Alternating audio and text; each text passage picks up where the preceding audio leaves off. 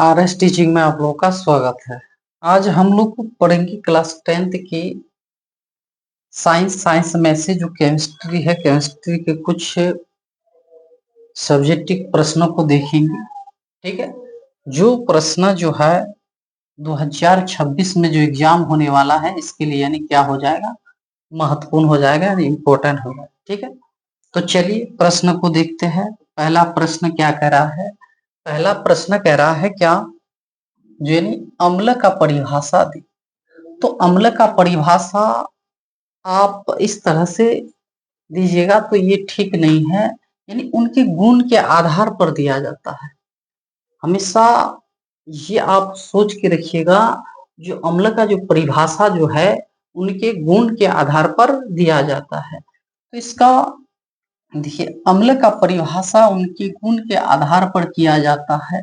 जैसे अम्ल वह पदार्थ है जिसका जलीय विलयन क्या होते हैं, जलीय विलयन जल के साथ वह घुल जाते हैं। ठीक है, मिल जाते हैं। तो जलीय विलयन यानी वह घुलित पदार्थ है। क्या?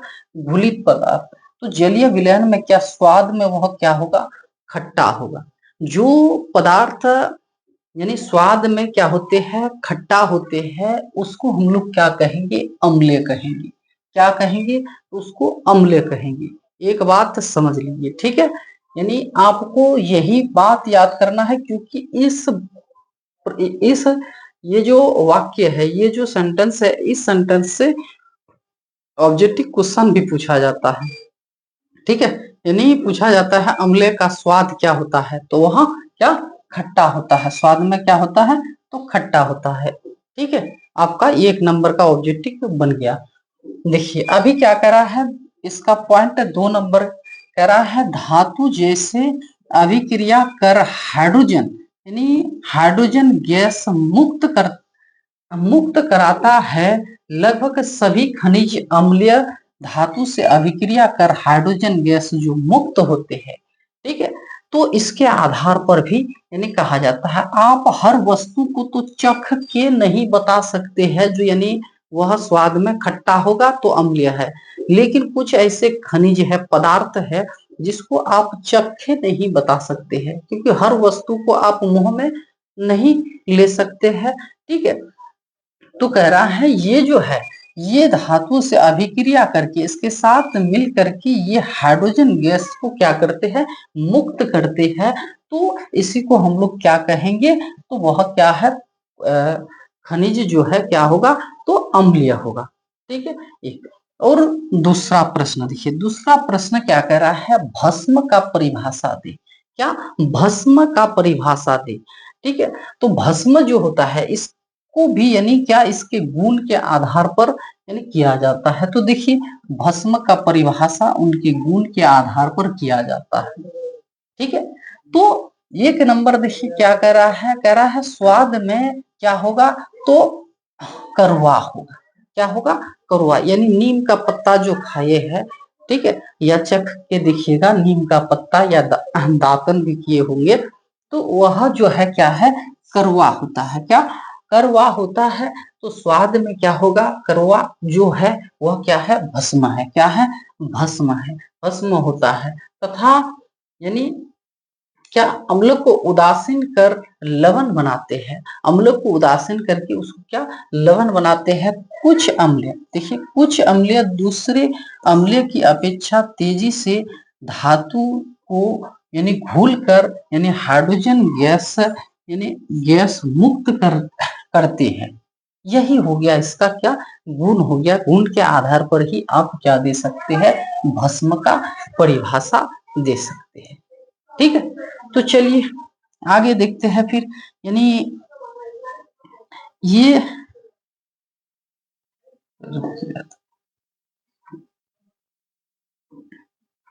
नहीं, कह रहा है एक वैज्ञानिक जो है जिसको कह रहे हैं क्या, आर्हे नियम। तो आर्हे नियम के द्वारा एक वैज्ञानिक जो है आर्हे नियम के द्वारा अम्ल और भस्म का परिभाषा दिया है।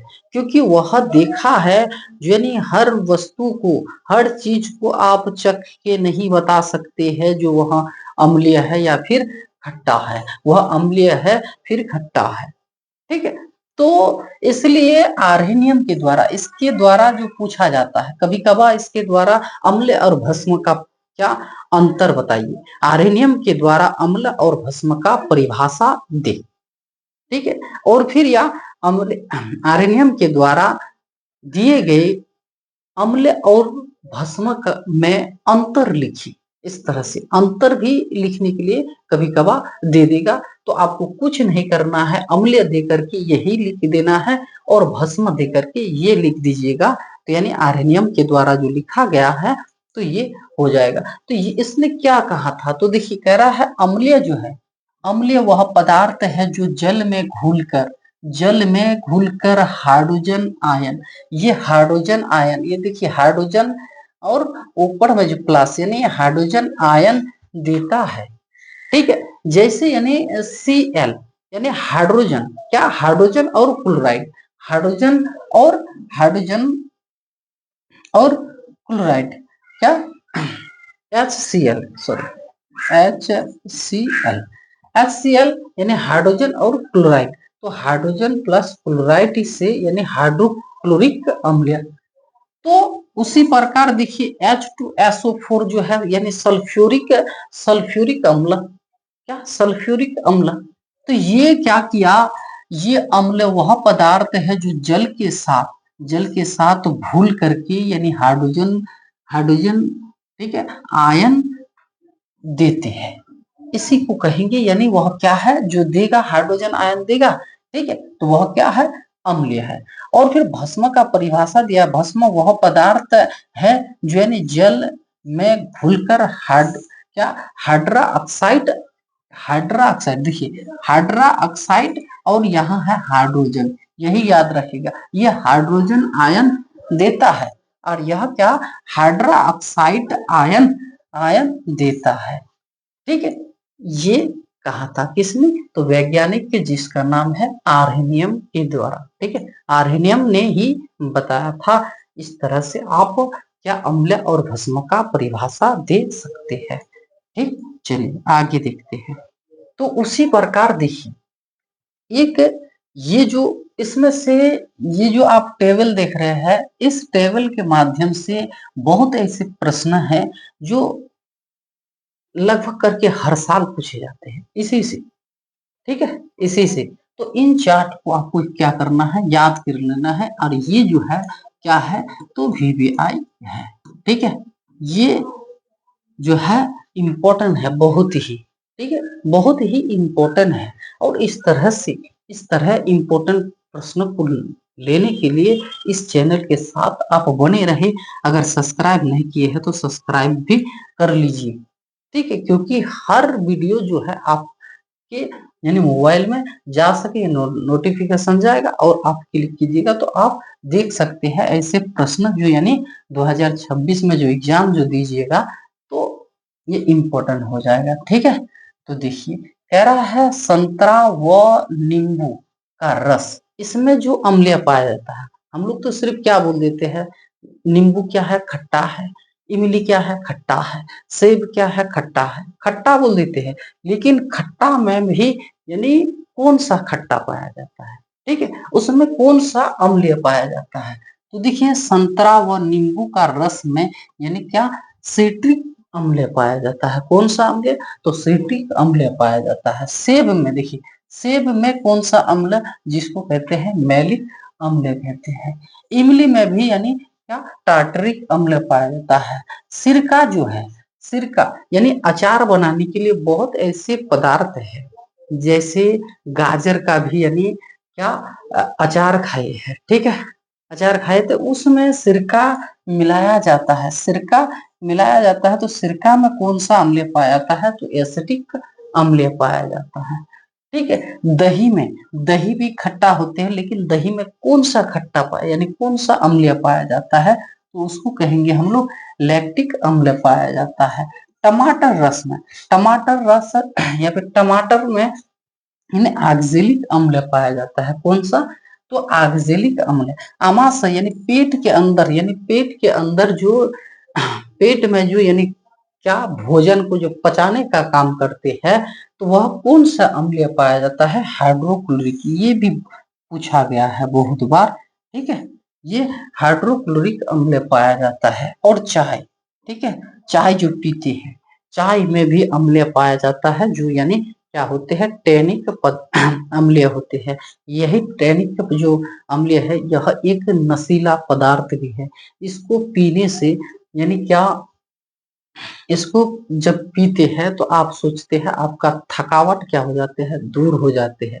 लेकिन यह भी एक क्या है, अम्लीय है, और यह भी एक थोड़ा नशीला पदार्थ है। ठीक है, तो इसलिए बोला जाता है यानी चाय नहीं पीना चाहिए। लेकिन क्या कीजिएगा, अंग्रेजों ने हम लोगों को यानी सिखा कर चला गया है, जो चाय पीजिए, वही लोग यानी चाय, जो चाय का जो वृक्ष है, ठीक है, चाय का जो वृक्ष यानी पौधा जो है, चीन से लाया था, तब जाकर के भारत में लगाया था। ठीक, चलिए, विटामिन सी में यानी एस्कॉर्बिक अम्ल पाया जाता है। कौन सा अम्ल? और ये देखिए, ये भी बहुत बार पूछा गया है।